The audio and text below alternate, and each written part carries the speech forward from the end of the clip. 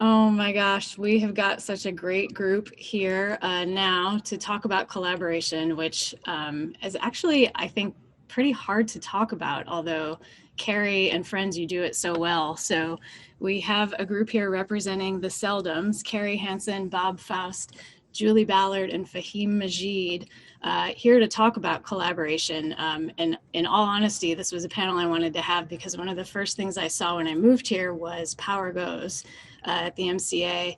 And at the talkback session afterward, I just realized, like, oh my gosh, Carrie Hansen is able to, first of all, mine the city for talent and get everybody together around a singular vision. And so, Carrie, I want to start with you and try to find a way to talk about this collaboration, maybe even using that as an example or some sort of piece. Um, how do you bring such great minds around the table behind your work? That's such a good question. It doesn't happen in the same way every time. Um, Power Goes, the show that you mentioned, is my all-time favorite project. Really, I got to spend over 2 years on it, and it really was kind of the like gold standard, I think, for collaboration insofar as the collaborators all sat down frequently around a big dining table and just really kind of at every stage we hashed things out together about really kind of the story, what's the story that we're telling, what's the essence of that story, and then how do we tell it. And it went through a number of different uh, iterations, and we had some production residency time on the MCA stage. Bob, Julie, do you want to jump in there about that project? I can go. Yeah, I think one of the most amazing things about collaborating, especially with this team and Carrie at the helm of it, is that as far as collaboration goes, like that's a word that gets thrown around all the time, but it's not necessarily used as it should be defined, right? It usually just means I'm going to use you for this piece and use you for this piece. But Carrie just like opens it up with so much space, right? And she invites you to learn as she's working things out. And so that amount of space lets almost anything happen, and it doesn't make it easy at any rate. It makes it actually quite challenging. But also, if everybody at the table is as open to hearing that challenge, kick-ass stuff happens. Really, really cool stuff happens. I said kick-ass, Julie. I saw you laugh. No, I mean I agree. When we were sitting around the table for the first time about Power Goes, and all of our listening to Carrie talk was really cool, but was what was even greater was Bob's reaction to Carrie's words. And so we were able to watch Bob uh, turn the gears and figure out how to put what was happening in Carrie's vision on stage and take it to the next level. And then circling back around and watching the project just continue to grow. And at the end was I have to agree with Carrie. It's one of my favorite shows, and it was magnificent. And I'll remount it any day of the week and twice on Sunday. I'll just follow up on something that Bob said. And Bob, I'm happy to hear you say that you think that I give a lot of space. And I actually think that I might give more space to visual artists than I do to some of the other practitioners, right? And maybe more space to the visual artist than to the sound designer or to the playwright that we're working with. And I think that's just because I have so much, I take such delight in what the visual artist does. Like for me, I just find so much joy in like a simple thing like the brushstroke, of a painting, or thinking about Fahim's work. Fahim, I don't know if I've ever mentioned this to you, but the piece that you did where you left the kind of dust of the drywall on the gallery floor, like those kinds of like details where you really see the artist's hand, like color and line and texture. That I can just live there.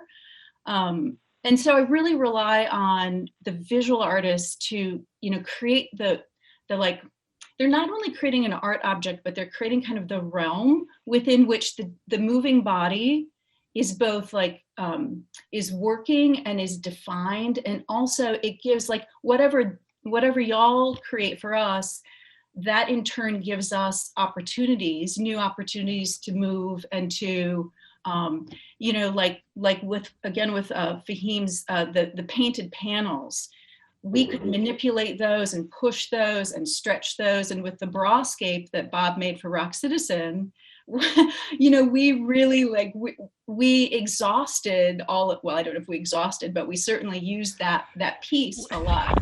We gave it a run for its money. We did. Sure.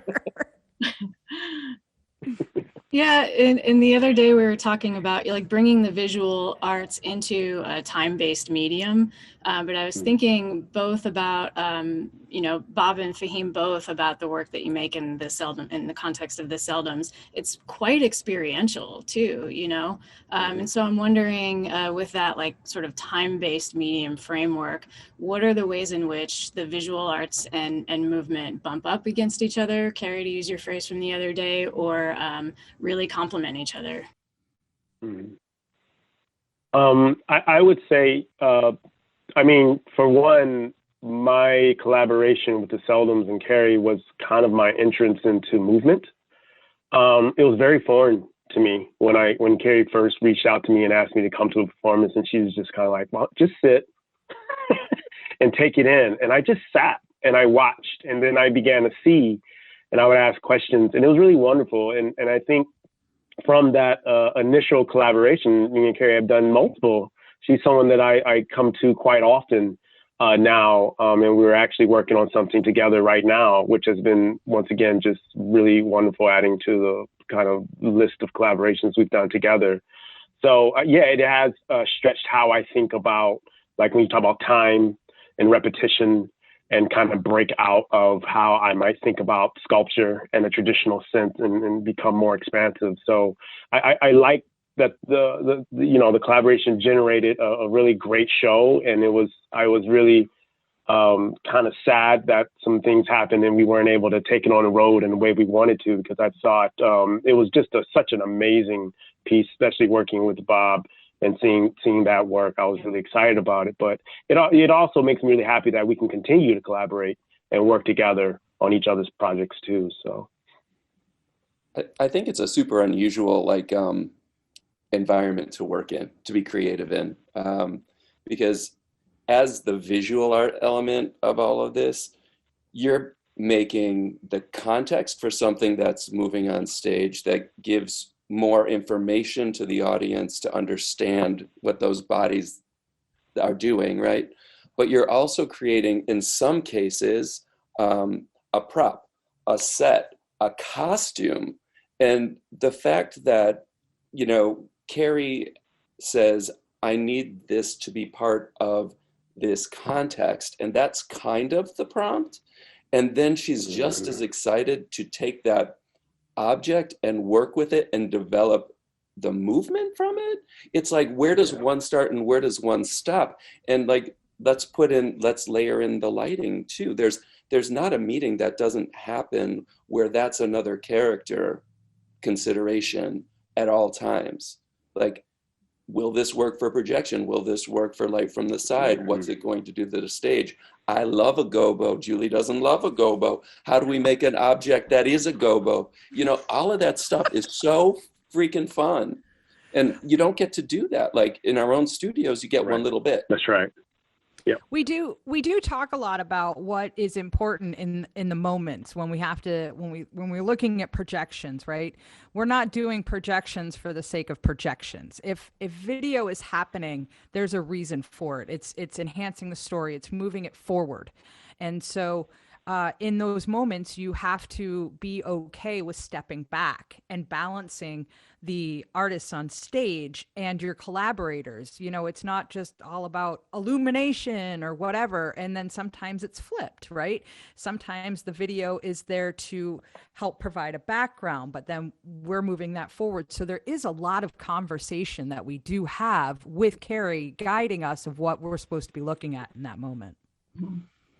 Well, and I will say, Julie, that you have kind of the least enviable job, because you are often the last collaborator that gets to sort of like, you know, put in the lights often happen last, just because we're in the state. We finally arrive at the theater, right? Where you get to play with your instruments and the toys.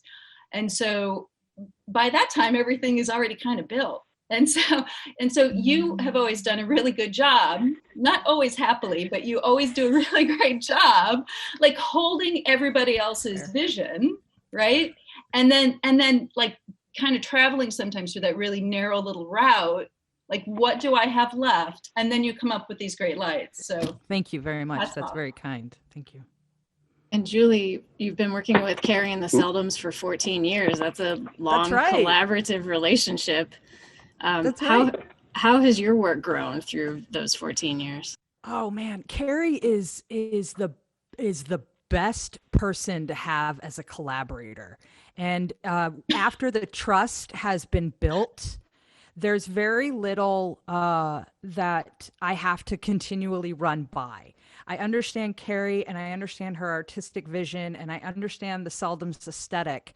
And I have great freedom to sculpt what's happening. But that comes with years and years of rapport and trust and knowing that in the end, I have the best interest for everybody's art at hand. And it's so awesome to have a collaborator like Carrie and then to be able to work with Bob and Michael and Fahim and Leeview and all of our costume collaborators. I am honored to be in year 14. And I'm glad you use that word trust and, you know, mention some more of the Seldums collaborators, because the list is really long.